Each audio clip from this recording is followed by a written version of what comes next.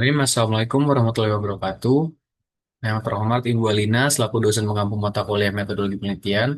Perkenalkan, nama saya Rafael Fiansyah dengan NIM 22103128080 dari jurusan Teknik Industri kelas C. Pada kesempatan kali ini, saya akan mempresentasikan hasil proposal saya yang berjudul Pengaruh Balance Scorecard dalam Evaluasi Kinerja Karyawan pada Perusahaan X. Oke, dalam presentasi kali ini akan berisikan tentang tiga bab, berisi tentang pendahuluan, dasar penelitian, dan metodologi penelitian. Tinjauan pustaka dan metodologi penelitian. Oke, mulai dari bab pertama, dalam era globalisasi dan revolusi industri 4.0, persaingan bisnis yang semakin ketat menuntut perusahaan itu nggak hanya unggul secara finansial, tapi juga dalam efisiensi proses, kepuasan pelanggan, dan kapabilitas organisasi. Jadi balance scorecard ini diperkenalkan oleh Kaplan dan Norton pada tahun 1992 untuk menjadi alat manajemen strategis yang efektif karena bisa mengukur kinerja dari empat perspektif, yaitu keuangan, pelanggan, proses bisnis internal, serta pembelajaran dan pertumbuhan. Dari latar belakang yang saya telah jelaskan, dapat dirumuskan tiga rumusan masalah dan tiga tujuan penelitian, yaitu yang pertama, bagaimana implementasi balance scorecard dalam mengevaluasi kinerja perusahaan X, lalu bagaimana hasil evaluasi kinerja perusahaan X berdasarkan empat perspektif balance scorecard, dan yang ketiga, apa saja rekomendasi perbaikan strategi yang dapat dilakukan oleh perusahaan X berdasarkan hasil evaluasi balance scorecard.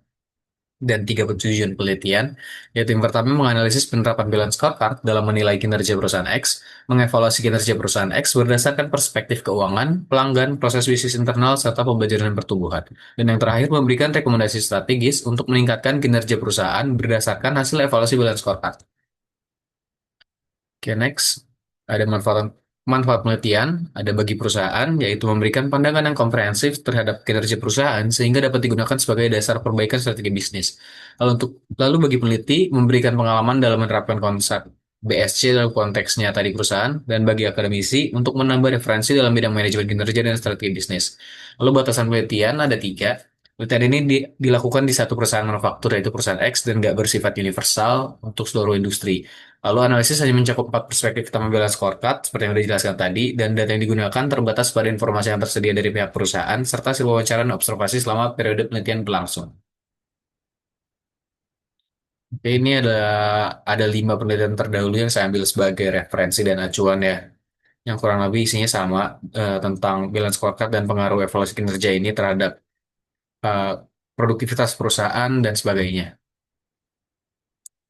Konsep dasar yang dipakai ada evaluasi kinerja, eh, seperti yang disampaikan tadi, lalu balance scorecard, yaitu cara ukur strategi, alat strategi untuk mengukur dari empat POV yang berbeda, empat perspektif yang berbeda. Lalu konsep dasar yang dipakai ada KPI, sebagai capaian tujuan yang ingin dicapai, lalu ada perspektif balance scorecard, seperti yang tadi, alat kinerja strategis yang cakup empat perspektif utama ya. Dan juga untuk melihat dalam pencapaian indikator ini tuh tercapai apa enggak, terus apa yang menghambat dan apa yang paling optimal. Lalu ada hubungan balance scorecard dan evaluasi kinerja, seperti yang tadi saya sampaikan, dari balance scorecard ini pun bisa kita pakai untuk mengevaluasi kinerja dari masing-masing perspektif yang nanti bakal dipakai. Faktor keberhasilan balance scorecard berhubungan dengan yang tadi juga, keberhasilan BSC bisa dinilai pun dari tercapainya KPI serta kurangnya gap dari eh, ekspektasi dan realita yang terjadi. Oke, lanjut ke tahap pendahuluan. Lalu lanjut ke merumuskan masalah. Terus objek penelitian ini adalah tahapan penelitian yang dilakukan. Jenis data yang dipakai mix method ya, jadi kualitatif dan kuantitatif. Lalu sumber data yang diambil primer dan sekunder. Primer langsung mengumpul data, sekunder melalui studi pustakaan atau data-data yang didapat dari perusahaan. Lalu metodenya ada tiga, yaitu memakai wawancara, observasi, dan juga kuesioner. Nah, untuk jumlah responden sendiri kita di sini memakai rumus Lovin ya, di mana jumlah eh, sampel atau jumlah responden adalah ukuran populasi dikali satu ditambah ukuran populasi dikali persentase kelonggaran kali dua.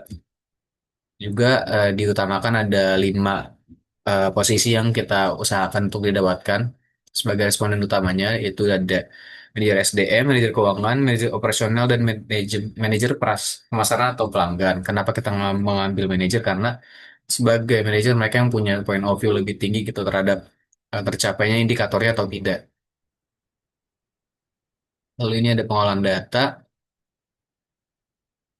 indeks parameter, isi tabel tabel elemen ya. Ini juga sama pembuatan kuesioner yang berisi bisa dilihat langsung seperti tabel operasional.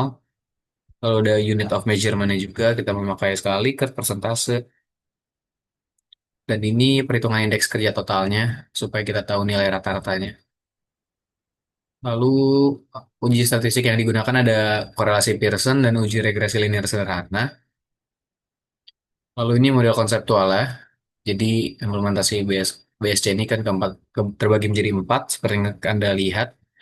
Lalu empat ini mempengaruhi dari efektivitas kinerja di paling bawah.